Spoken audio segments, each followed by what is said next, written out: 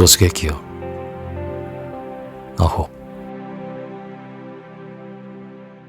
난 크리스찬이다. 하나님, 예수님을 믿는다는 얘기다. 아니, 믿을 수밖에 없는 처지라는 게 더 정확한 말일 것 같다.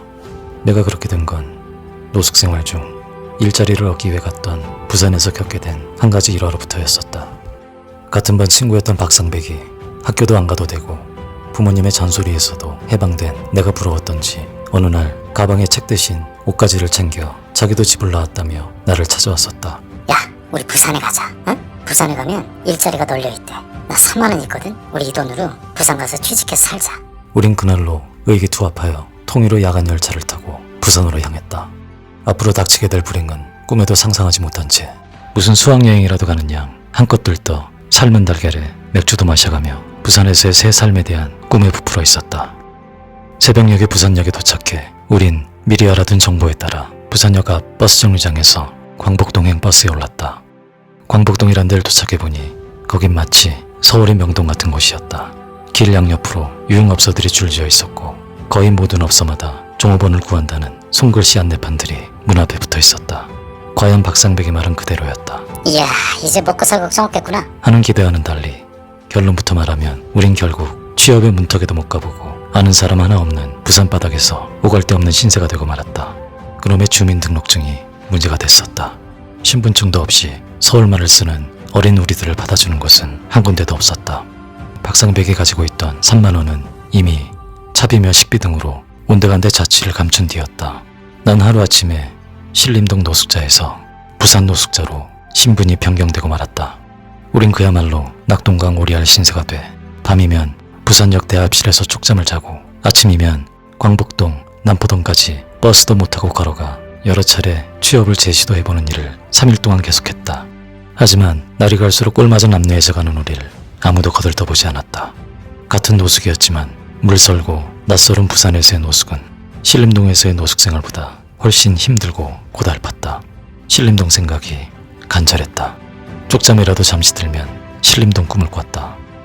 그렇게 물배만 채우며 견뎌내던 3일째가 되던 날 밤 부산역 대합실에 힘없이 앉아있던 박상백이 뭔가 결심이 선 듯 갑자기 벌떡 일어나더니 야, 안 되겠다.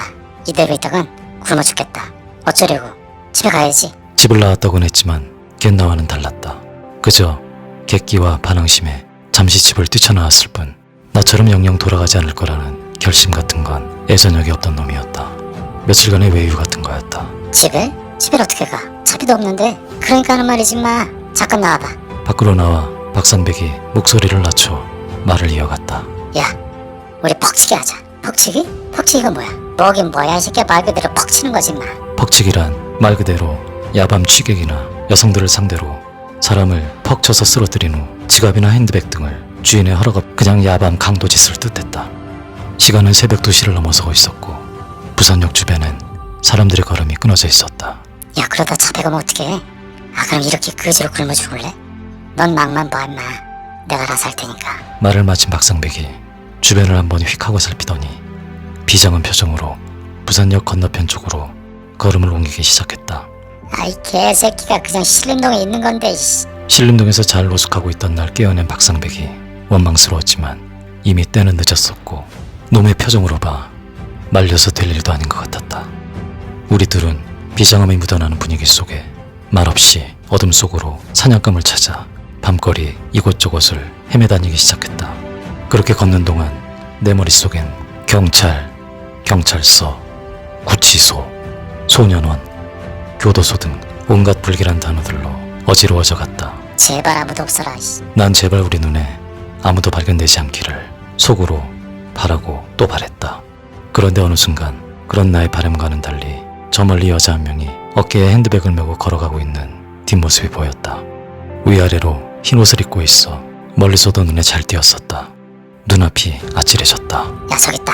가자. 잔뜩 겁에 질린 나와는 달리 박상백은 결기에 찬 표정으로 발소리를 낮춰 서서히 여자에게 다가가기 시작했다. 여자와 우리와의 간격이 점점 가까워지고 있었다. 그런데 그 순간 나도 모르게 난데없이 하나님을 찾으며 속으로 기도를 하기 시작했다. 교회를 한번 다녀본 적도 기도하는 법을 배워본 적도 없던 내 입에서 저절로 하나님 소리가 흘러나왔다. 신기한 일이었다. 지금 생각해도 알 수 없는 일이다. 기도를 할 줄 몰라 그저 제발 별일 없게만 해달라고 애원했다. 앞으로는 절대 나쁜 짓 같은 걸 하지 않겠다고 했다. 하지만 끝까지 집으로 돌아가겠다는 약속은 하지 않았었다. 이제 여자와의 거리가 10여 미터도 남겨놓지 않고 있었고 박상백이 마지막으로 다시 한번 주위를 한번 조심스럽게 둘러보는데 그때 어느 한순간 내 발에 뭔가 툭 하고 채이는 게 느껴졌다. 말로는 설명되지 않는 이상한 느낌이었다. 난 얼른 걸음을 멈춰 어둠 속에서 그걸 내려다보니 웬 종이 같은 게 딱지 접기식으로 네모나게 접혀져 떨어져 있는 게 보였다.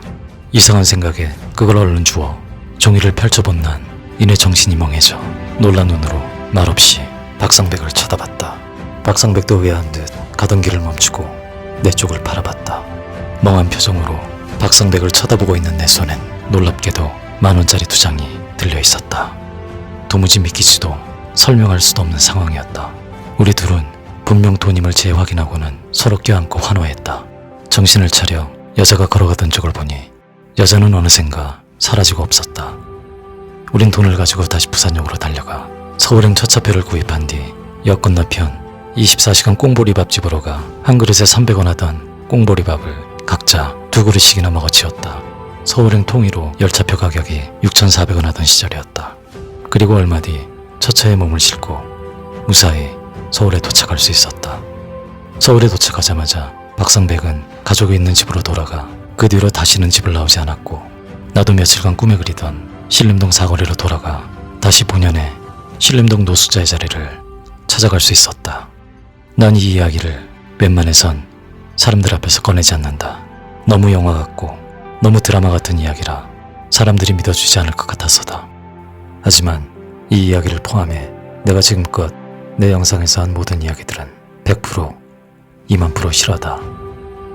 그때 그 일이 내 기도 덕분이었는지 아니면 그저 운이 좋아서였는지는 지금도 잘 모르지만 아무튼 그날 이후 나의 교회도 나가지 않으면서 힘들고 어려울 때만 뻔뻔스럽게도 하나님을 찾는 이상한 신앙생활이 시작됐고 내가 남들처럼 돈도 백도 없는 살얼음판 같은 인생을 별 사고 없이 지금껏 무사히 살아오고 있는 것도 난 분명 그분의 은혜 덕분이라고 굳게 믿고 살아갈 수밖에 없는 처지가 되고 말았다. 야, 그런 일이 있었어? 야, 참 신기한 일이네. 아니, 근데 내가 어떻게 하나님을 안 믿을 수 있겠냐고. 어? 안 그러냐? 야, 상대기가 없었으면 아마 거짓말을 그럴걸 아마? 그렇지. 야, 진짜 그러네. 그래서 지금 교회는 열심히 다니냐? 근데 이상하게 교회는 가기가 싫단 말이야. 응?